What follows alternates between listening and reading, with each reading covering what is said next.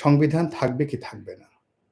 সরকারটা কি বিপ্লবী সরকার হবে নাকি হবে না? কিংবা আ বর্তমান যিনি প্রধান উপদেষ্টা রয়েছেন, তিনি কি চুপ্পু সাহেবের জায়গায় বসবেন? তার জায়গায় কি নতুন কোনো প্রধান উপদেষ্টা আসবে? দেশটা কি একটা presidential form of government A চলবে? নাকি বৈপ্লবিক সরকারের ক্ষেত্রে যেভাবে সুপ্রিম কমান্ডার শব্দটি ব্যবহার করা হয়, সর্বোচ্চ নেতা আয়াতুল্লাহ খমেনির মতো। তো এইরকম আ চলবে। প্রথমত যারা এই সমন্বয়ক, ছাত্র সমন্বয়ক তাদের ইতিমধ্যে তাদের অনেক আচরণ আমাদের বিরক্তির উদ্রেক করেছে। তাদের কিছু ভুল ভ্রান্তি আমাদের ক্রোধের সঞ্চার করেছে। এবং তাদের কিছু সিদ্ধান্ত এবং কর্মকাণ্ডের কারণে সরকারও বিপদে পড়েছে, রাজনৈতিক দলগুলো বিপদে পড়েছে এবং জনগণও বিপদে পড়েছে। এটা সত্য। আমাদের দেশের যে ক্রান্তিকাল, প্রায় প্রতিদিনই একটা না একটা নতুন শব্দ, নতুন ঘটনা, নতুন দুর্ঘটনা যেভাবে ঘটছে তার সঙ্গে, সঙ্গে আবার অনেকগুলো আশঙ্কা, ভয়, আতঙ্ক আমাদেরকে তাড়া করে ফিরছে। এবং আমাদের জাতীয় জীবনে যে অনিশ্চয়তার কারণে ১ ঘন্টা পরে আমাদের ব্যক্তি জীবনে, জাতির জীবনে কি ঘটতে চলেছে এই বিষয়গুলো আমরা জানি না। তো এই জাতির যে অন্ধকারাচ্ছন্ন যে দিকগুলো, এই দিকগুলোর যে সূচনা সেটা এসেছে রাজনৈতিক দৈন্যতা থেকে। আওয়ামী লীগের পতন হয়েছে, সাবেক প্রধানমন্ত্রী শেখ হাসিনা পালিয়ে গেছেন অথবা হেলিকপ্টারে করে তাকে জামাই আদরে বাংলাদেশ থেকে ভারতে পাঠানো হয়েছে, হোয়াটএভার মেবি, তিনি বাংলাদেশে নেই। আওয়ামী লীগের বেশিরভাগ লোক পলাতক, ইনঅ্যাক্টিভ, অনেকে ভুল পাল্টে বিএনপির সঙ্গে, জামাতের সঙ্গে এবং ছোট, ছোট যে সংগঠনগুলো রয়েছে সেখানে যোগদান করে নিজেদের অস্তিত্ব রক্ষা করার চেষ্টা করছে। আর প্রশাসনিকভাবে ত্রিমুখী এখানে যাকে বলা হয় শাসনতন্ত্র, গণতন্ত্র, তারপরে প্রশাসনতন্ত্র। একটা ত্রিমুখী চক্রের মধ্যে রাষ্ট্র যে কে চালাচ্ছে, আমরা সব বুঝছি, কিন্তু রাষ্ট্র যে কে চালাচ্ছে এটা বুঝতে পারছি না। আমাদের এই মুহূর্তে যে বঙ্গভবন, যেখানে মিস্টার শাহাবুদ্দিন চুপ্পু, তিনি কেন আছেন, কিভাবে আছেন, তিনি আদৌ থাকবেন কিনা, থাকলে তার ভবিষ্যৎ কি, তার ক্ষমতা কি, এগুলো নিয়ে আলোচনা হচ্ছে। কারা চাচ্ছেন যে তিনি চলে যান, আবার কারা চাচ্ছেন যে তিনি থাকুন। আমাদের যমুনাতে যখন ডক্টর মোহাম্মদ ইউনূস বসে আছেন, তিনি আসলে কি করছেন? ওখানে বসে কি মানে এই ক্ষুদ্র ঋণ, যেটাকে মাইক্রো ফাইন্যান্স বলা হয়, বা তার যে 3-0 থিওরি, ওখানে একটা সুন্দর পরিবেশে তিনি আছেন। খাবার-দাবারের কোনো টেনশন নেই, নিরাপত্তার কোনো ঝামেলা নেই। সবাই শুধু সেলুট দিচ্ছে, জি হুজুর, জি হুজুর করছে। তো এমন সময় এগুলো হলে না মানুষের ঠিক চিন্তা জগতের যে জড়তা দূর হয়ে যায়। ফলে তিনি যদি ওখানে বসে তার যে ৩-০-০-০ যে থিওরি তিনি পৃথিবীতে বলে বেড়াচ্ছেন এবং পশ্চিমারা হুমড়ি খেয়ে তার এই ৩ থিওরি শুনছেন। তার সঙ্গে, সঙ্গে তার আগে তিনি আরেকটি বিষয় খুব বলাবলি করতেন, সেটা হলো সোশ্যাল বিজনেস। তো এখন এগুলো নিয়ে তিনি কি ওখানে স্যার আইজ্যাক নিউটনের মতো নতুন কোনো গবেষণা করে আরেকটি নোবেল পুরস্কার পাওয়ার জন্য সবকিছু প্রস্তুত করছেন? নাকি শেখ হাসিনা, আওয়ামী লীগের যে অপশাসন, তার বিরুদ্ধে যে বিশাল বিপ্লব হলো, গণ আন্দোলন হলো এবং এই আন্দোলনের ফলে জনগণের ম্যান্ডেট নিয়ে, ভালোবাসা নিয়ে, সমর্থন নিয়ে তিনি যে ওই পবিত্র জায়গাতে, রাষ্ট্র ক্ষমতার পবিত্র জায়গাতে তিনি গিয়ে বসলেন। ওখানে বসে তিনি আমাদের টাকায় ১ কাপ চা খাচ্ছেন বা ২ টো ডাল ভাত খাচ্ছেন, বা আমাদের টাকায় গাড়িতে চড়তে গিয়ে তিনি কি সারাক্ষণ আমাদের কথা ভাবছেন? নাকি জোবরা গ্রামের কথা ভাবছেন, নাকি গ্রামীণ ফোনের কথা ভাবছেন, নাকি ক্লিনটন পরিবারের কথা ভাবছেন, এটা আমরা জানি না। আমরা যেটা জানি সেটা হলো আমাদের প্রাত্যহিক জীবনের নুন আনতে পান্তা ফুরোচ্ছে। যারা চাকরি করছি তারা নির্দিষ্ট বেতন দিয়ে চলতে পারছি না। যারা ব্যবসা-বাণিজ্য করছি চারিদিকে শুধু অন্ধকার আর অন্ধকার। আর এই আন্দোলন যারা করেছেন বুক পেতে, রক্ত দিয়ে, বুলেটের সামনে যারা বীরত্ব দেখিয়েছেন, তাদের একটা বিরাট অংশ এখন হতাশার সাগরে নিমজ্জিত। আমরা যারা নিজেদেরকে বুদ্ধিজীবী মনে করি, আমাদের একটা বিরাট অংশ ইতিমধ্যেই নির্জীব পরজীবী হিসেবে নিজেদেরকে প্রমাণ করে ফেলেছি।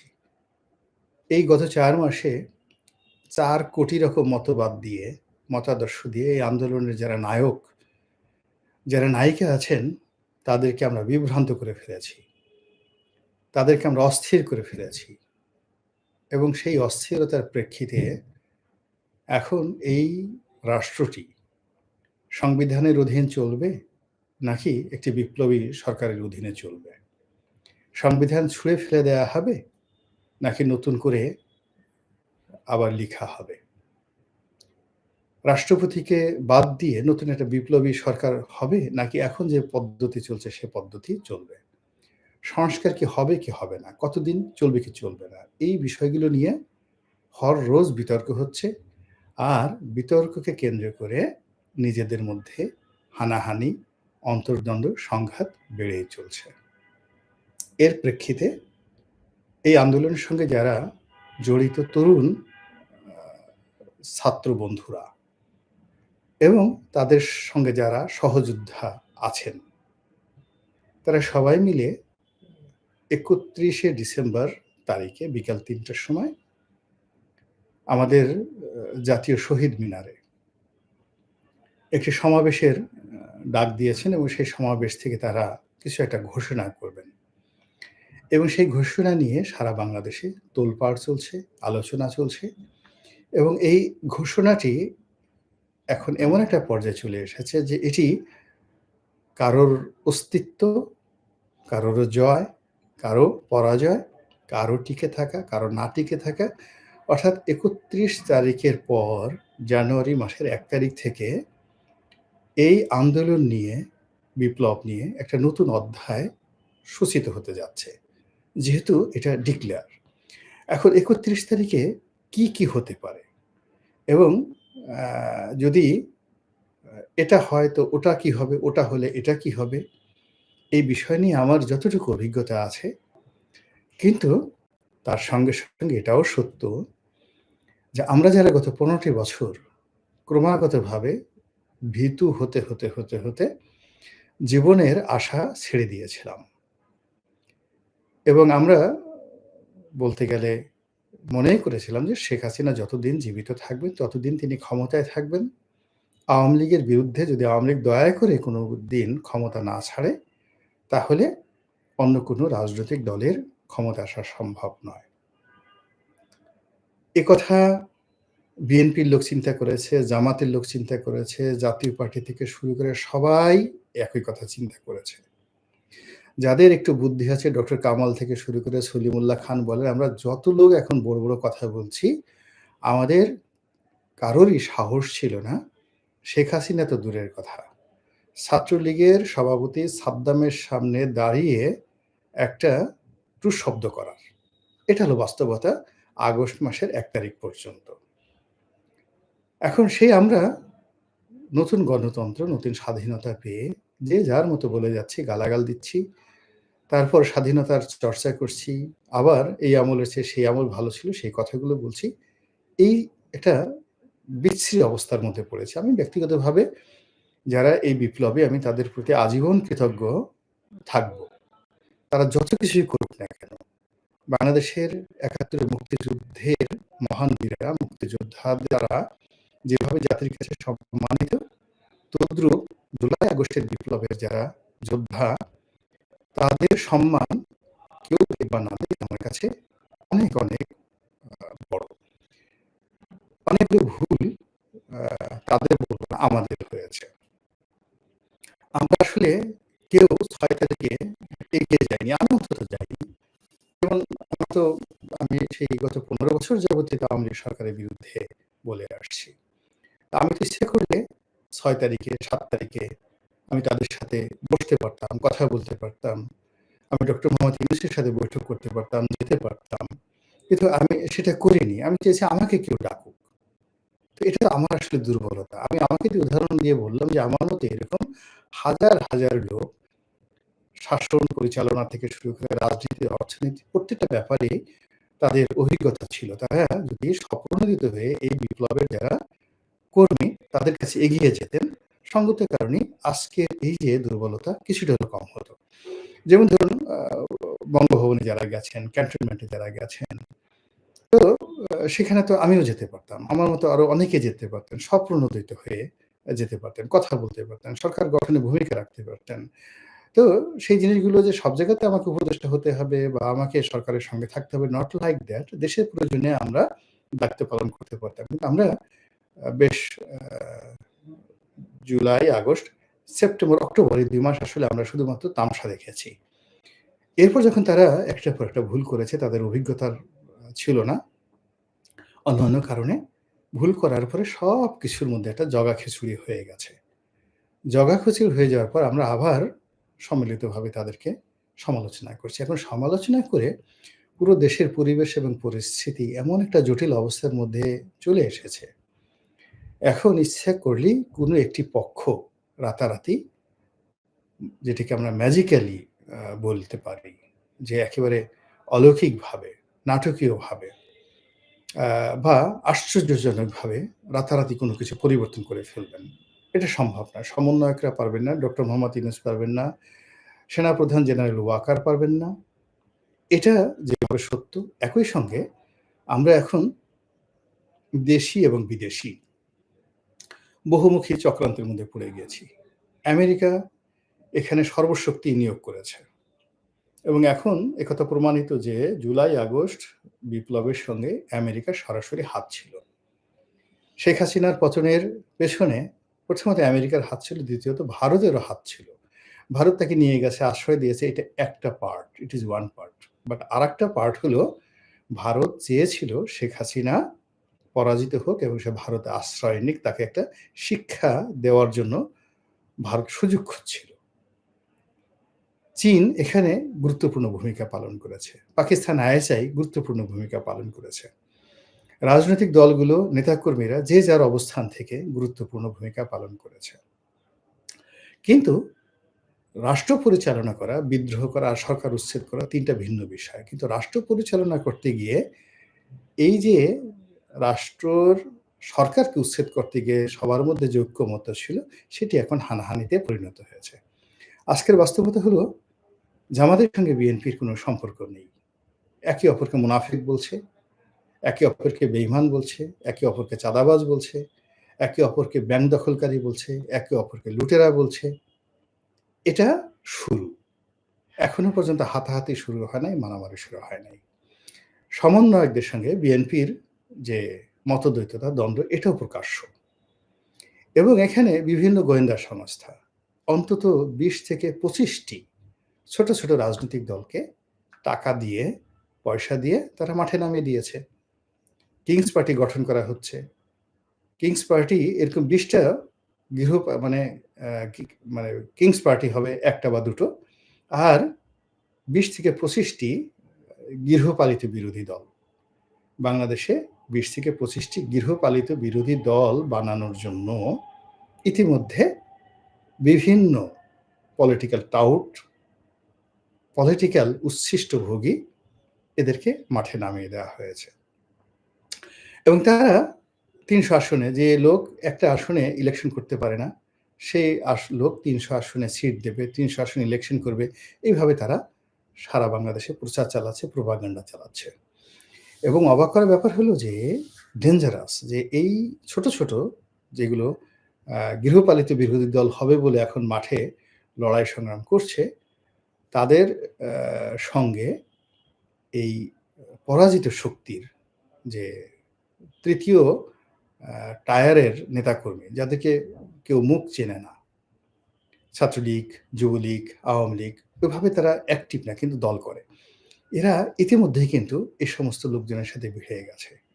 অনেকে টাকা দিয়ে এদের সঙ্গে যুক্ত হয়েছে, আবার অনেকে টাকা পেয়ে এদের সঙ্গে যুক্ত হয়েছে। তো সব মিলিয়ে বাংলাদেশকে নিয়ে, আগামী নির্বাচন নিয়ে যা কিছু হচ্ছে এটা কোনো অবস্থাতেই স্বস্তিদায়ক নয়। তার প্রেক্ষিতে এই যে ৩১ তারিখে অর্থাৎ আগামীকাল যে সমাবেশের ডাক দেওয়া হয়েছে, তো সেই সমাবেশের সফলতার উপরে নির্ভর করবে শাহাবুদ্দিন চুপ্পু আ বঙ্গভবনে থাকবেন কি থাকবেন না? সংবিধান থাকবে কি থাকবে না? সরকারটা কি বিপ্লবী সরকার হবে নাকি হবে না? কিংবা আ বর্তমান যিনি প্রধান উপদেষ্টা রয়েছেন তিনি কি চুপ্পু সাহেবের জায়গায় বসবেন? তার জায়গায় কি নতুন কোনো প্রধান উপদেষ্টা আসবে? দেশটা কি একটা presidential form of government A চলবে? নাকি বৈপ্লবিক সরকারের ক্ষেত্রে যেভাবে সুপ্রিম কমান্ডার শব্দটি ব্যবহার করা হয়, সর্বোচ্চ নেতা আয়াতুল্লাহ খমেনির মতো। তো এইরকম আ চলবে। আল্লাহ আমাকে যথেষ্ট আ ভালো অবস্থানে রেখেছেন। বরং এই যে যত বড়, বড় লোকজন দেখেন না? এদের একটা বিরাট অংশ আমার এই টেবিলে আসেনি। আমার কাছে ফোন করে তারা সাহায্য চায়নি। এরকম লোক সংখ্যা বাংলাদেশে খুব বড়, বড় রাজনৈতিক দলে অল্প আছেন। তো আমি কার দালাল হতে যাব? ১ ২ নম্বর হলো যে অতি ভদ্র হলো পরিত্যাজ্য। ভদ্রটা আল্লাহর একটা নিয়ামত। ভদ্র হতে পারে না কেউ। এটা আ যারা আল্লাহর নিয়ামত প্রাপ্ত, কণ্ঠে ভদ্রতা, আচরণ ভদ্রতা, সমাজে ভদ্রলোক বরং আ ভদ্রলোককে দেখলে আল্লাহ রাসূলও সংযত হতেন এবং ভদ্রলোকের সামনে কখনোই তিনি অসংগত কথা বলতেন না, হাসতেন না এবং তিনি নিজের কাপড়-চোপড় সংযত রাখতেন আপনজনদের মধ্যে। ফলে ভদ্রতাটার সঙ্গে আপনি দালালি যুক্ত করবেন না। দালাল যারা আপনি নেতিবাচক কথা যদি ধরেন তারা খুব লোভী, স্বার্থপর, চরিত্রহীন এবং এই দালাল কখনোই ভদ্র হতে পারে না। এমনকি ভন্ডামি করে সে ভদ্রতা আ প্রদর্শন করার বা সাজার চেষ্টা করেও সে কখনো ভদ্র হতে পারে না। ভদ্রতা আল্লাহর মানে মানুষের যে ক্যারেক্টারিস্টিক চরিত্রের একটা সর্বোচ্চ extreme a good symptom and sign. মানুষ যখন জ্ঞান অর্জন করে, ধৈর্য সহ্য অ মানে করতে পারে, তার যখন আল্লাহ রাব্বুল আলামিন হিকমা দেয়, তখনই তার মধ্যে ভদ্রতা আসে। ফলে এই ভদ্রতা বংশ পরম্পরায় ভদ্রলোক শুধু নিজে হওয়া যায় না। এটা ৩ থেকে ৪ জেনারেশন লাগে। অনেক লোক শিক্ষিত আছে কিন্তু ভদ্র হতে পারেনি। বিকজ তার বাবা ভদ্র ছিলেন না। তো মিনিমাম ৩ টা জেনারেশন লাগে। দাদা ভদ্র হতে হয়, বাপ ভদ্র হতে হয়, তারপরে আ সন্তান ভদ্র হয়। একজন প্র্যাকটিস করে, দাদা প্র্যাকটিস করে ভদ্র হওয়ার জন্য। এরপরে ছেলে ইমপ্লিমেন্ট করে আর আ পরবর্তী জেনারেশন এসে সে রিয়ালি অভিজাত ভদ্র হয়ে যায়। So it's not a matter of joke. আপনি যেভাবে বললেন মিস্টার এমডি খায়রুল বাশার। আল্লাহ আপনাকে রহম করুক, আপনাকে হিকমা দান করুক, আপনি যেন বুঝতে পারেন আরকি। আ সম্মানিত দর্শক, অনেকক্ষণ কথা হয়ে গেছে। ২৫ মিনিট কথা বলেছি। আ আপনারা সবাই ভালো থাকুন। শুধু যাওয়ার আগে যে কথাটা বলতে চাই যে আসলে আ ৩১ শে ডিসেম্বর তারিখে কিছুই হবে না। কিছুই হবে না। জাস্ট একটা ফরমাল অনুষ্ঠান হবে এবং যেভাবে আ লোক জড়ো করার চেষ্টা করা হচ্ছে, যারা আয়োজন করছেন তার ১০০ ভাগের ১ ভাগও হবে না এবং গণভবন বঙ্গভবন আ ঘেরাও করার যে কর্মসূচি যেভাবে ফ্লপ করেছিল, ৩১ তারিখের যে প্রোগ্রামটি সেটি ফ্লপ হওয়ার সম্ভাবনা সবচেয়ে বেশি। এই গেল ১। ২ নম্বর হলো যে এখানে থেকে যে সকল ঘোষণাপত্র দেয়া হবে, সেই ঘোষণাপত্র যদি তারা বাস্তবায়ন করতে না পারে তাহলে তাদের রাজনীতি শেষ। আর যদি তারা সেই ঘোষণাপত্র বাস্তবায়ন করতে পারে, অর্থাৎ উপস্থিতির বিষয়টা একেবারে সিওর তারা সেখানে উপস্থিতি ওইভাবে ঘটাতে পারবেন না। ইম্পসিবল। আহ এরপরে তারা যে সকল সিদ্ধান্ত সেখান থেকে দেবে, সেই সিদ্ধান্ত যদি তারা বাস্তবায়ন করতে পারে, যদি মিলিটারি তাদের সঙ্গে থাকে, আর্মি তাদের সঙ্গে থাকে। তো আর্মি যদি থাকে তাহলে তারা সিদ্ধান্ত বাস্তবায়ন যদি করতে পারে তাহলে একটা ভিন্ন ইতিহাস তৈরি হবে। আর আর্মি যদি তাদের সঙ্গে না থাকে, গ্রিন সিগন্যাল না দেয়, তাহলে তারা যে ওখান থেকে ঘোষণাপত্র দেবে, সেই ঘোষণাপত্রের মাধ্যমেই তাদের রাজনীতি ঐদিন থেকেই ম্লান হতে থাকবে। তারা ক্ষমতাহীন হতে থাকবে এবং তারা অনেকের কাছে করুণার পাত্রে পরিণত হতে পারবে। পরিণত হয়ে যাবে। তো কাজেই ৩১শে ডিসেম্বরের পরে ১ তারিখ থেকেই আপনারা দেখতে পাবেন যে বাংলাদেশে একটা নতুন ইতিহাস রচিত হয়ে গেছে। আল্লাহ আমাদের সবাইকে হেদায়েত দান করুন এবং হেফাজত করুন। আসসালামু আলাইকুম ওয়া রাহমাতুল্লাহি ওয়া বারাকাতুহু।